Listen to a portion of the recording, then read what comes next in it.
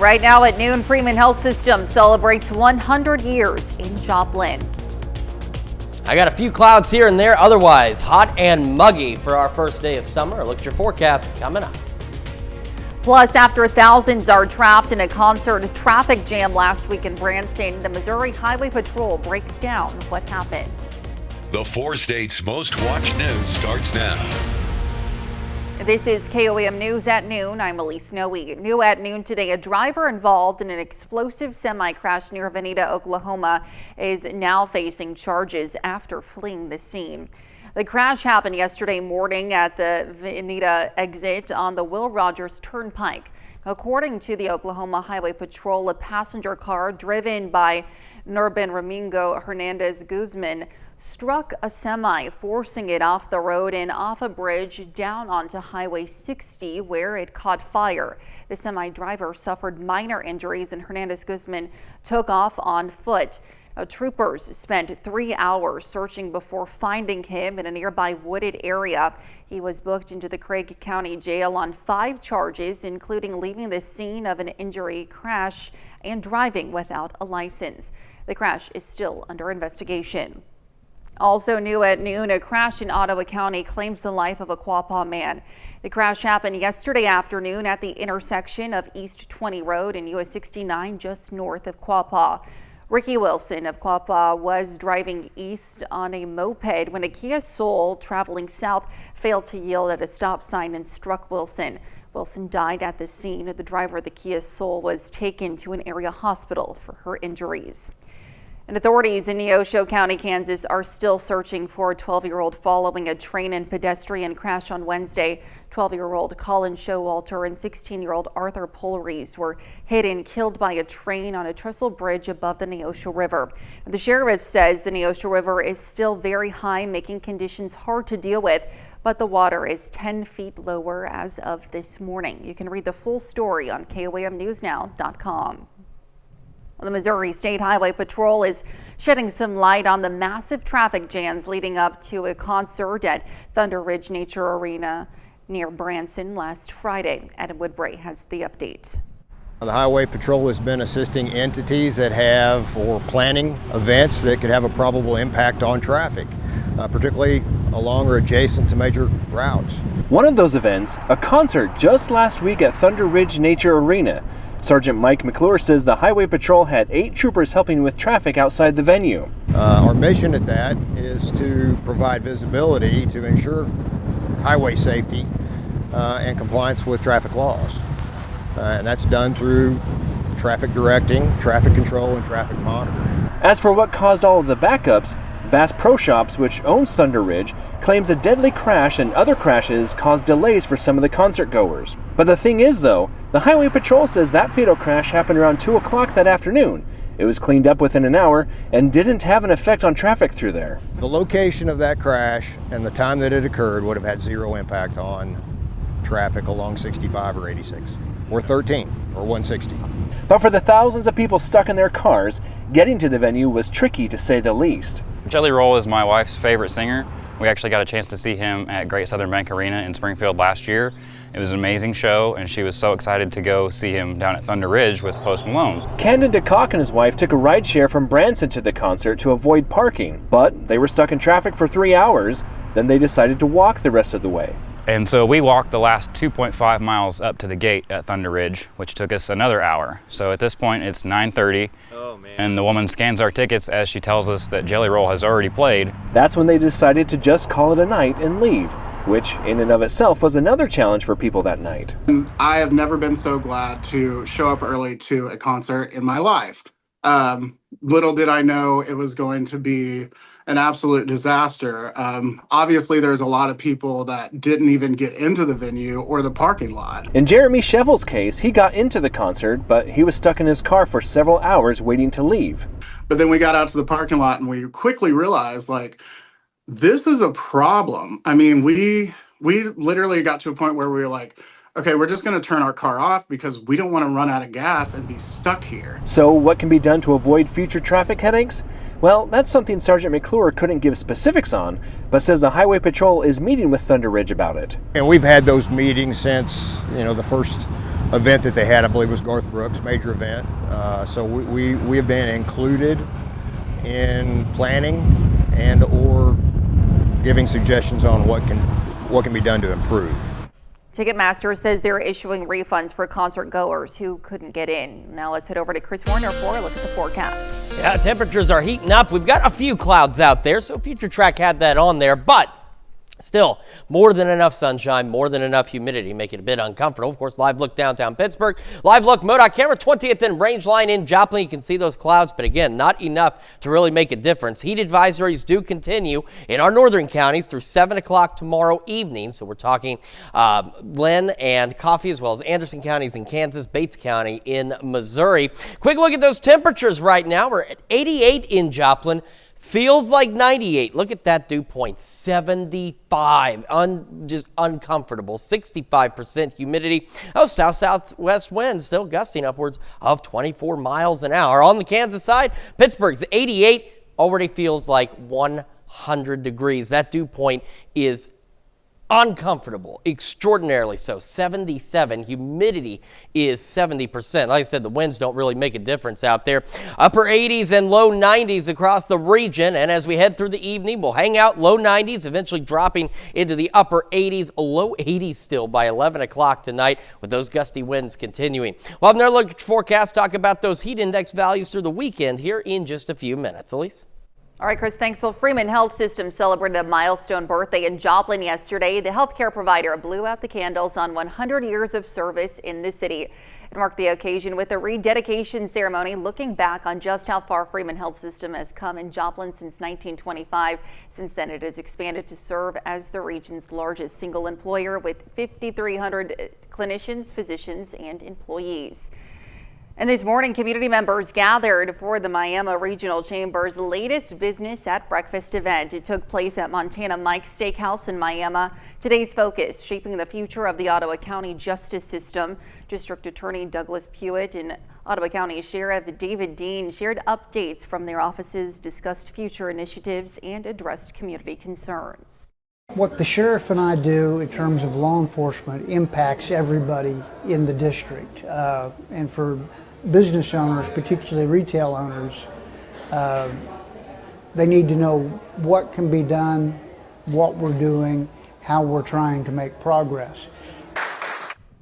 The event also included a full breakfast. Well, coming up, two boys from Riverton, Kansas are representing the USA in an international basketball tournament. And later, we're making chewy s'more squares in the Mr. Food Test Kitchen. Next week, brothers Jamie and Tarek Richardson are heading to France to represent the United States in PhD Hoops' 20U Paris World Games Tour. KOM sports reporter Ben McLeish has their story. Nestled in the southeast corner of Kansas, the town of Riverton is home to fewer than 1,000 people. Yet in less than a week, two boys from that very town are heading to Paris. I was really excited. First, I was a little shocked. To represent their country, their hometown, on the world stage, playing the game they love, a game they've known since before they could walk. So they were literally basketball in their hand when they were born. PhD Hoops selected Jamie and Tarek Richardson to represent the United States in the 20U Paris World Games Tour. Obviously, just a once-in-a-lifetime opportunity, so had to take it. And since the news broke 3 months ago, the support for the two brothers has been non-stop, from family, friends, and the entire community. I am just blown away, proud of them. To see two of our boys come from, our small school, our small community, and have an opportunity to wear USA on their uniform, that means a lot to everybody here. But their journey to becoming international athletes has been anything but typical. Their father, Jamie Richardson Sr., was a basketball star in his own right, a 2-year starter at Pittsburgh State who's still the program's all-time blocks leader. But a month before Tarek was born, when Jamie Jr. was just 2, Richardson Sr. was tragically killed. When he died, I said, basketball's it's gonna just be in the family. He never got the chance to attend their games, coach their teams, or shoot hoops with them in the driveway. But he's been with them every step of the way. For me, my biggest motivator is still it's something I have in common with my father. One of my biggest motivators is my dad. I've always looked up to him. Never got the opportunity to meet him, but I want to make him proud. And they emulate their father on and off the court. He loved to just make people smile and make people laugh, a positive role model, and that's exactly what the boys have become. They are both a piece of him, and it's cool. The Richardson brothers have poured their hearts into the game of basketball, driven by a desire to honor their father and to serve as role models for their community. And now it's clear their dedication has paid off. He's opened up this door for you guys to go be great and go play on an international platform and go represent, go make him proud. Ben McLeish, KOAM News. PhD Hoop says the brothers were chosen because of their talent, playing ability, character, and the desire to be a part of the once-in-a-lifetime experience. Still to come on KOAM News at noon, Mr. Food. Welcome summer with a version of the ultimate sweet treat that brings the outdoors inside, and they're extra gooey.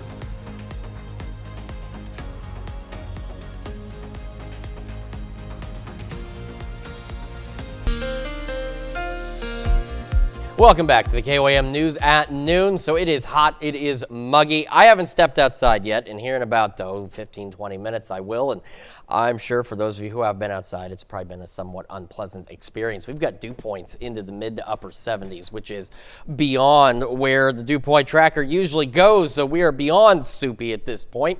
We also have higher humidity levels, and we've got heat index values across the region already pushing into the triple digits. We do have a few more clouds than what was expected, but doesn't really matter at this point because they're not going to do anything for us. As we continue through the day, again, our temperatures will climb into the low 90s for just about everybody. A little further west, getting kind of close to the mid 90s out there. Then we'll cool off to, I don't know, May-like temperatures overnight tonight, back into the mid-70s. We go into our Saturday, another hot one out there, upper 80s already by noon, so we're cruising right into the low 90s. And, of course, that means our heat index values will climb accordingly. We'll have another mild night Sunday night. We head into our Sunday afternoon back into low to mid-80s. But we're still going to look at the upper 80s and low 90s as we head into Sunday afternoon. And we go into Monday. And if you thought it was going to be hot again, you're not wrong, unfortunately, but we do see some slight improvements, and I'm going to tell you why here in just a moment. Here's what our heat index values continue to look like as we head through the rest of this evening, back again into the triple digits, getting close to that 105-degree range, again, further west. We go into tomorrow afternoon and evening, we start to kind of reach that peak heating. Once again, triple digits for most of us, and Sunday, you better guess it, it's actually a little better, but still into the upper 90s on those heat index values. And yes, our temperatures look a little better for Monday, but we still have those heat index values for some of us upper 90s, getting close to 100 degrees. So here's where our heat risk stands again for today. You can see we've got the moderate risk for most of the area. Our western counties here settling into a major risk, but everybody, or nearly everybody rather, will be in that major risk as we head into Saturday. It's just, again, the dew point levels and the humidity. You're practically swimming through the air. That's part of what's leading to this heat risk being major. The air is almost unbreathable. It's not even about heat index values reaching 110 or anything. It's just about the fact you just can't get enough air out there. It's so saturated. Continuing with a moderate to major risk into our Sunday. By Monday, Tuesday, and Wednesday, we do start to see improvements, and that is courtesy of some pop-up storms. So our heat index values, again, right in this zone. And so most normal folks, this is where you're going to be. You got to watch out for those heat-related illnesses. You've got to be careful. You got to stay hydrated, take breaks. But the kids, pets, elderly, and of course certain groups of the population are a little more susceptible to the heat. So we're getting really close to this point on heat exhaustion being likely and heat stroke being possible. So again, make sure you're taking care of yourself and make sure you're keeping an eye on everybody out there because, again, it is just going to stay absolutely hot across the area. And that continues through the weekend. Still windy tomorrow, still windy tonight as well. South winds gusting to 30. And as we head into next week, temperatures come back a wee bit, but still upper 80s, a few low 90s. But it's those random storms that kind of help because we're in that season now for those pop-up storms. They fire up with daytime heating, so late afternoon, early evening. They're usually fairly isolated. They don't really move much, and then they occasionally can become low-grade severe. So not like anything crazy is expected, but just keep an eye to the sky next week if you're outdoors or anything. In between here and there, just take care of yourself. Stay hydrated, take breaks, and stay indoors if you can. All right, Chris, thanks. Well, stick around. We're making chewy s'more squares in the Mr. Food Test Kitchen. We'll be right back. Well, if you're craving ooey gooey s'mores but don't have a campfire handy, then today's Mr. Food recipe is perfect for you. Howard is making chewy s'more squares in the Mr. Food Test Kitchen. In case you haven't looked at your calendar yet, today is the first day of summer. And here in the Mr. Food Test Kitchen, whenever we think of summery desserts, s'mores are the first thing that come to mind. And so you don't have to wait until your next camping trip or barbecue. We created a recipe that allows you to make them year-round with no campfire required. First, we line a baking pan with some graham crackers, and you might even have to break a few so they fit perfectly. We sprinkle plenty of mini marshmallows on top of them. Now, on goes some chocolate chips. I like using semi-sweet chocolate here, and a generous amount of chopped walnuts for crunch. And you can skip the nuts if you want. Now, all we do is drizzle on a mixture of butter and brown sugar that we heated. It's almost like caramel. This is what's going to help hold it all together after we bake it. And into a hot oven it goes for about 10 or 15 minutes, and that's it. And after it cools a bit, cut it into squares and get ready for pure heaven with melty marshmallows, chocolate, and buttery graham crackers in every bite. I already put the recipe for these chewy s'more squares online, so you don't have to wait until your next camp out to enjoy the ooey gooey goodness of s'mores. I'm Howard with Kelly in the Mr. Food Test Kitchen, where every day we're looking for more fun ways for you to say, ooh, it's so good. Now let's take a look at the 4-state market prices. All right, again, staying hot through the weekend. Heat index values 100, maybe even upwards of 105. So do be cautious out there. Breezy today, tonight, and tomorrow. And then pop-up storm chances as we roll into the next work week. Summer's here. There's no question about it. Undoubtedly. All right, Chris, thanks. And coming up tonight at 5, Independence Day is just around the corner. And this year, AAA expects 72 million Americans to travel.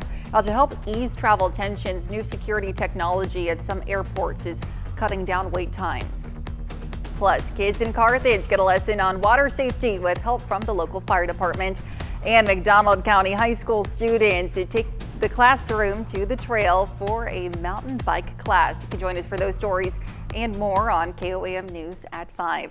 And that's the news for now. Thank you for joining us on KOAM News at noon. Have a great rest of your day.